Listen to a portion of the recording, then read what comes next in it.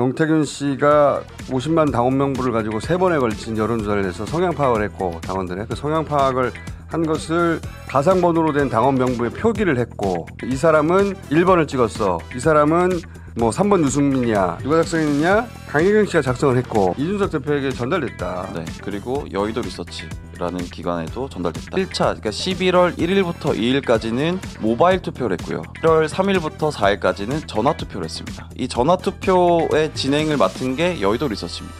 그리고 그 여의도 리서치에 오염된 당원 명부, 성향 분석이 된 표가 전달된 겁니다. 알고 전화한 거네요. 명태균 씨발, 명태균 씨발, 명태균 씨발, 윤석열 씨발. 짧게 요약하면 국민의힘 대선 후보를 뽑을 때 직접 투표한 당원들이 있고, 투표하지 않은 당원들 대상으로 해서 여론조사를 했단 말이에요. 맞습니다. 투표도 하고 사전에 여론조사를 한 겁니다. 왜냐하면 그것도 점수로 반영돼서 대선으로 뽑는데 합산되니까, 그 국민의힘 당원들의 여론조사에서 20% 이상 윤석열 후보가 이겼기 때문에 최종 후보가 됐거든요. 책임 당원들을 상대로 한 여론조사가 굉장히 중요한 거예요.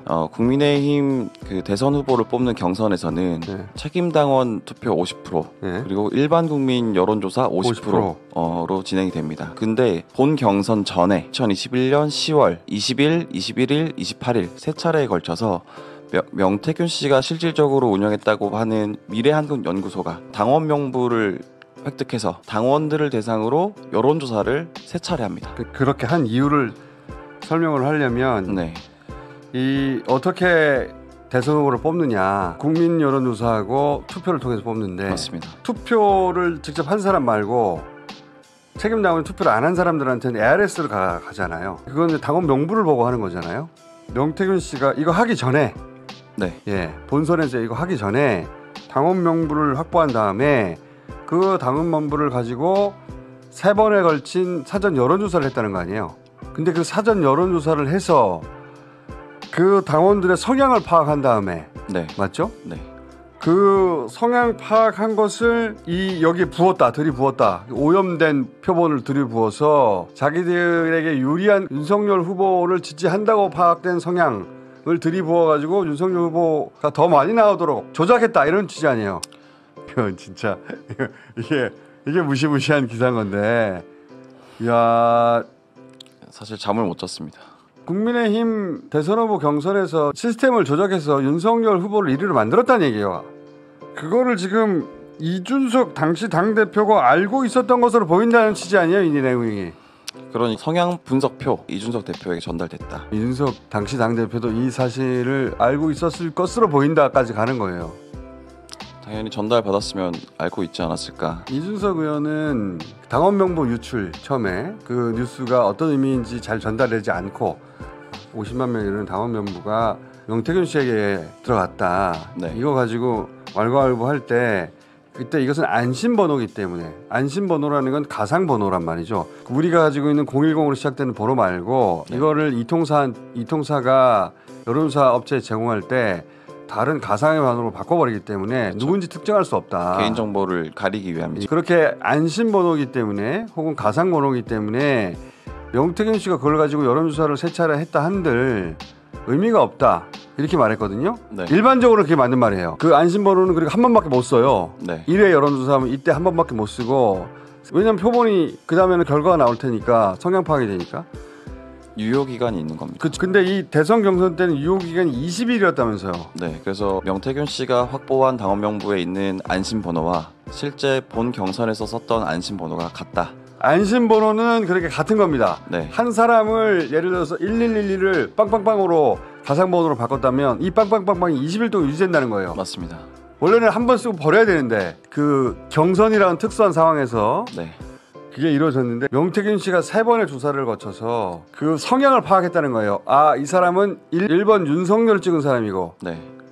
2번 홍준표를 찍은 사람이고, 맞습니다. 이 성향 파악을 한 다음에 그 성향을 표시해서 성향 표시를 한 표를 만들었다는 거 아니에요? 맞습니다. 그걸 이제 전문 용어로 표본 쿠킹이라고 하더라고요. 표본 쿠킹. 예, 이런 성향 분석표를 만드는 이유는 무조건 써먹기 위해서다. 당연하죠. 이거를 그냥 본인이 즐거워서 만들 일은 절대 없다. 이 성향 분석표가 강혜경 씨가 가지고 있던 파일에서 나온 거예요. 강혜경 씨가 직접 작성한 겁니다. 그 저는 짐작 가는 방법은 있어요. 네. 자, 다음 중 어떤 후보를 선택하시겠습니까? 그러니까 국민의힘 의원, 그 책임 당원이에요. 그 사람한테 전화가 가는 거예요. 전화번호가 있으니까 전화가 가면 1번 윤석열, 2번 홍준표, 3번 누구 원희룡 이렇게 나오면 1번부터 그 1번 나오는 그 기간이 있잖아요. 한 네. 3초 정도 나온다. 네.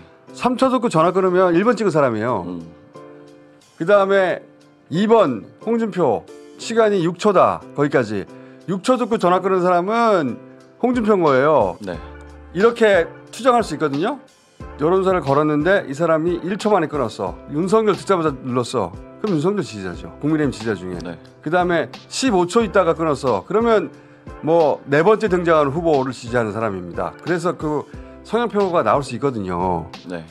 여기서 그러면 실제 당원 명부하고 비교를 해야 되잖아요. 누군지 알려면. 네. 그죠? 그 작업도 만약에 이 당원 명부하고 당원 명부를 자세히 가지고 있단 말이죠. 네. 근데 이 가상번호 데이터가 만약에 자세히 나왔다. 그럼 이거는 해본 사람은 매치시킬 수가 있어요. 그 작업은 크게 필요하지 않았었다라고 생각합니다. 왜냐하면 저기 보면 연령별, 성별, 지역별로 구분해놨어요. 예, 그러니까 저걸 구분해놓은 이유가 있을 겁니다. 그렇죠. 네, 그래서 굳이 성향 분석표를 원 데이터, 그러니까 당원 명부와 비교 대조할 필요가 없었을 겁니다. 그 원래는 샘플링이 그 인구 통계학적으로 다 맞게 돼야 되는데 네.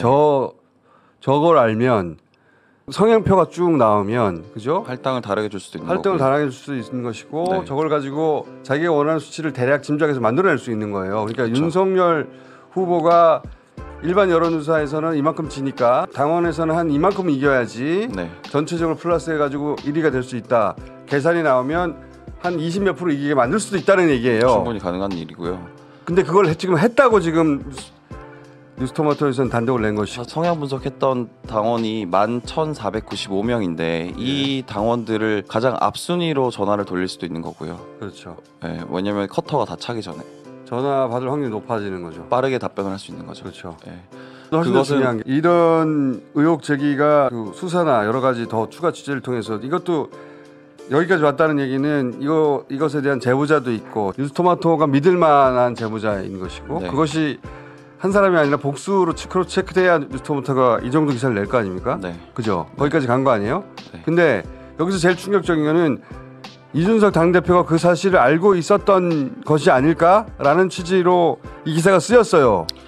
그 문서가 전달됐다라는 것은 이 문서를 전달받을 이유가 없는 거죠. 당원의 성향 분석표를 왜 이준석 대표가 전달받아요? 미래한국연구소가 작성한 거를 왜 전달받겠습니까? 왜 전달받았는지에 대해서 답을 해야 됩니다.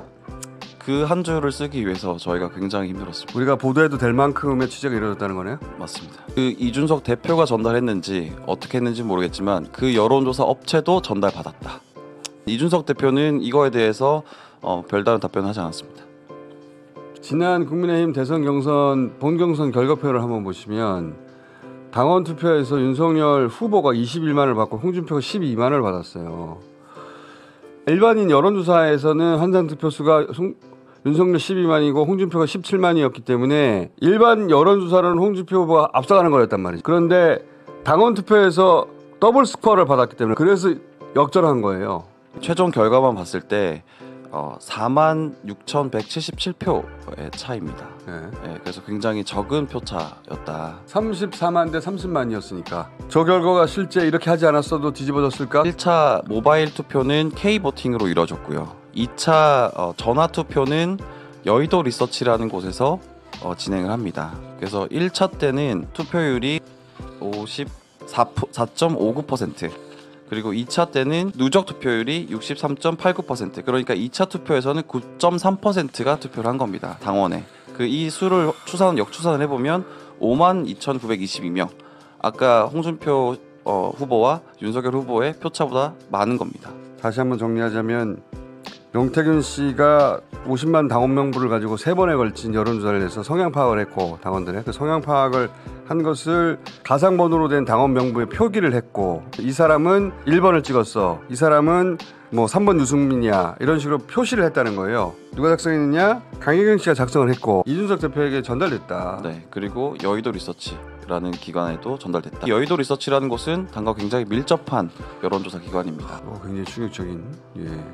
그리고 이제 방금 1차, 2차를 말씀드렸는데 본 경선에 1차, 2차 투표가 있었습니다. 1차, 그러니까 11월 1일부터 2일까지는 모바일 투표를 했고요. 1월 3일부터 4일까지는 전화 투표를 했습니다. 이 전화 투표의 진행을 맡은 게 여의도 리서치입니다.